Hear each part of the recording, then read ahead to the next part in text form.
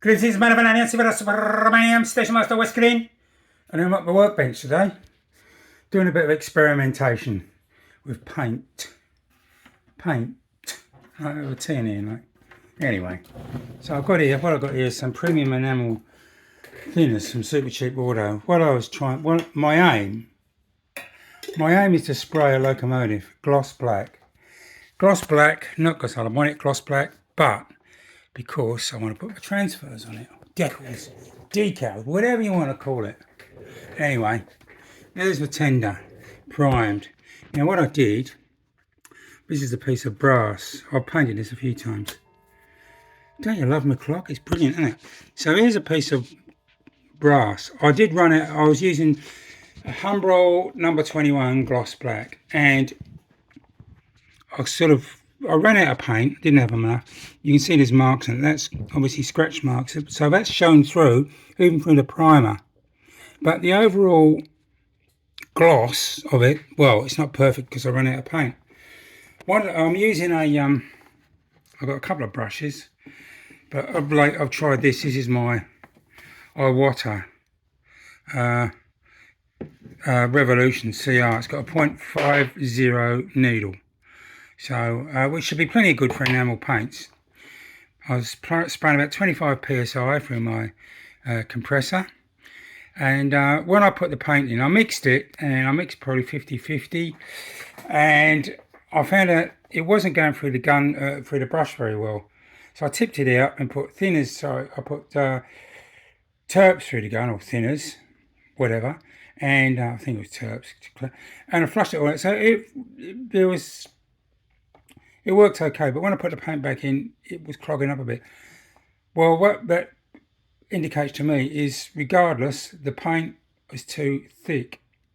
Now, what I normally do, I know people say you should mix up a certain percentage, or you should make it like shake it and it looks like single milk and blood and single cream or skim milk.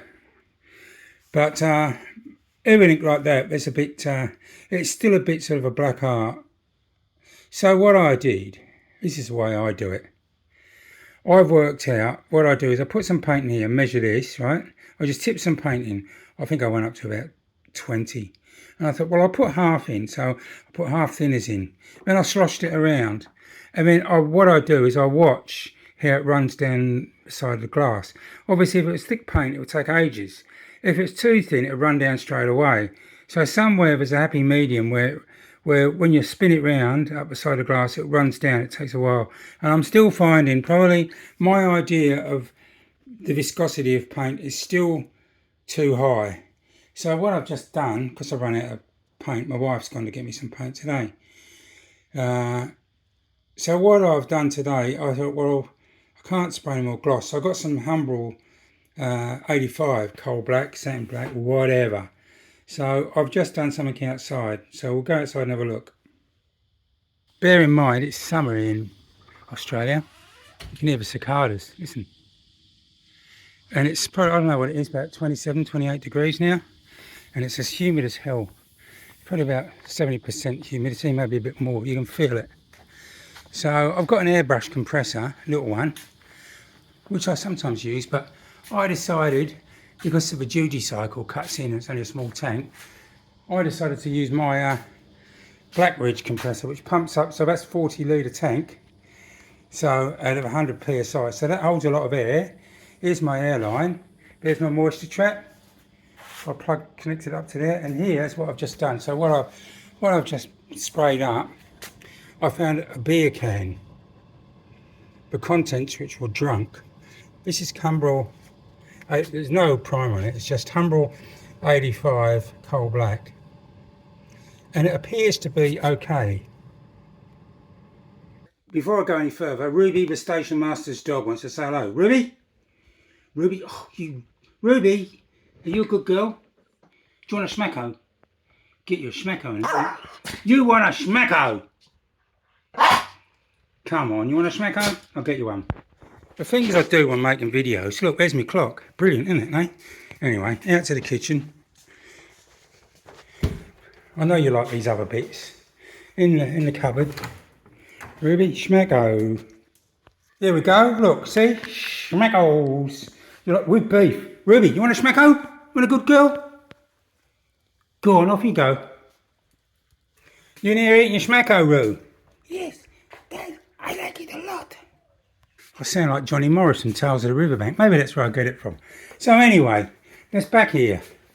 Back here, let's have a butcher's at this, eh? Let's see what old Steve-O's done. So here's the, look, it hasn't, I've put a fair bit of paint on it, but that's satin black. But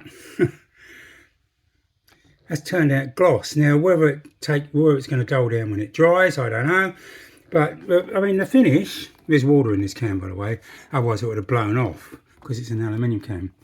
I won't be taking out the return and earn and getting 10 cents back on this one, will I? Anyway, it doesn't matter. So the finish is good. There's no, you know, splatter. It's even.